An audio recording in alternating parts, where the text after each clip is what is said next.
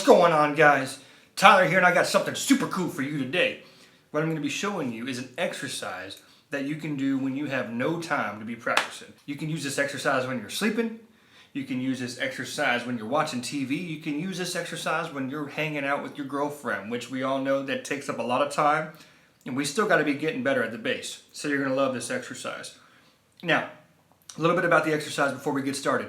I came across this exercise when I was in high school, and it was really great because I didn't really have to put a lot of mental effort into using the exercise. However, I got a ton better at the bass without even trying. It helps you with your finger independence, it helps you with your finger strength, it helps you with your alternating fingering, and it also helps you with getting that pinky working, which we all know, our pinkies suck.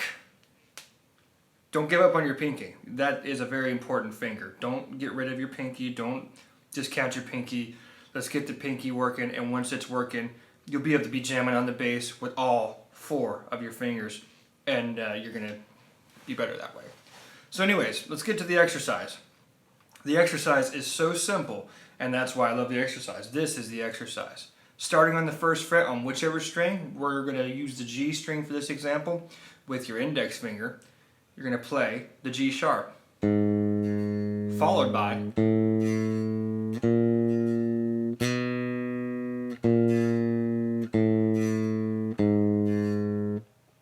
that's the exercise. And I know you're wondering right now, how am I going to be able to develop anything with that exercise? Well, the point is you're going to want to use a metronome, like I'm sure any of your musical teachers have told you that is necessary so far, to be able to build up from that slower tempo, that was probably like 30 beats per minute, but you're going to want to build that up to a comfortable tempo to where you're able to play each of those 4 notes the same intensity, the same strength, the same volume. And then once you got that under the bag, I'm telling you, you're going to be able to sit there and I can zone off in. So I am doubling that the pinky there. My bad, I didn't put that in the very beginning of this video. Now we're going to take that shape, that pattern, and we're going to move it up 1 fret all the way until our pinky reaches the 12th fret. You can go up to your 24th fret if you like. Honestly, all the money is down here. So if you're going to be playing bass gigs, you're going to be using the first 3 strings, you're going to be staying behind the 7th fret, and that's where you're going to make the money. But if you want to take up the 24th fret, go ahead. I certainly did when I was younger, and I wasn't making any money. Anyways, let's try that going up to the 12th fret at a slower tempo.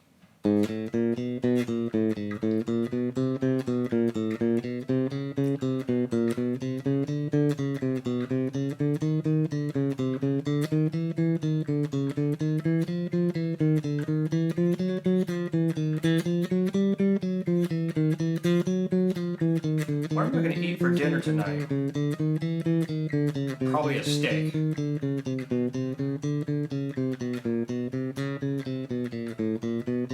Last one. So, that's a pretty mindless exercise, and I understand what you're thinking right now. How can I get any better at the bass by doing that? Well, the truth is, you're going to get loads better because we got to develop this technique in our fingers before we can do anything else with it. And that's actually what was really helpful early on for me.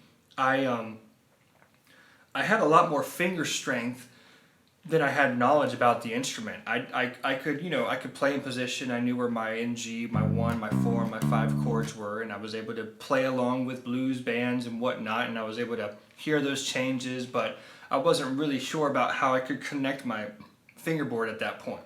But there's no reason to stifle yourself from growing and getting those finger strengths right now. Excuse me. Cheers. Anyways, that might have been a little fast for you. I'm not certain exactly where you're at. This is only like my 3rd YouTube video. I plan on releasing a series of all my exercises that can help you become a better bass player as time goes on. But right now, let's try that even a little slower one time.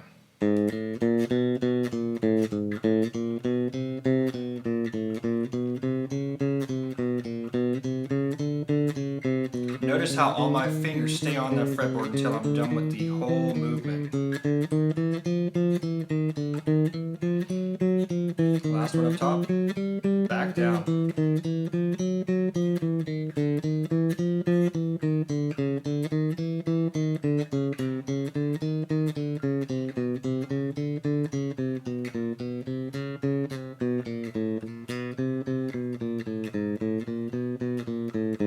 Cool. Yeah, it's feeling pretty good.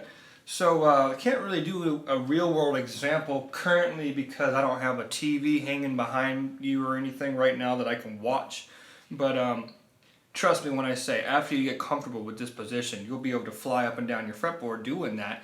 And it's beneficial when you just want to hold your bass and hang out with your friends. So, for example, I used to have a girlfriend in high school, and she would come over and she wanted to sit down and just chill in the living room and watch TV all the time. So when I was spending time with my girlfriend, I had my bass in my lap and I didn't have it plugged in, so I wasn't even making any noise. I was using my little Fender American. You can go back to my last video to see about my Fender American jazz bass that I love so much. And I was able to sit there. No one can hear that.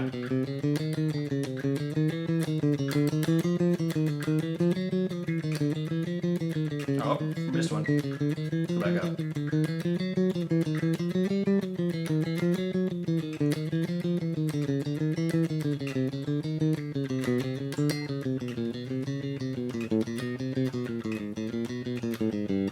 That's it, man. That's really it. That's a great little exercise. Get comfortable with that exercise, and then you can use that exercise on any of the strings if you like. Start it on the A string.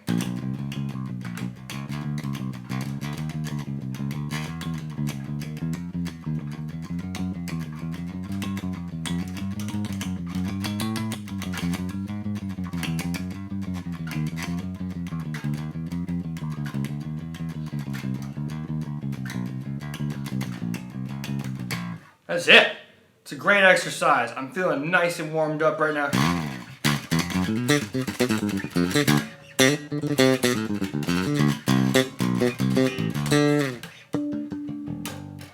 That's it, man.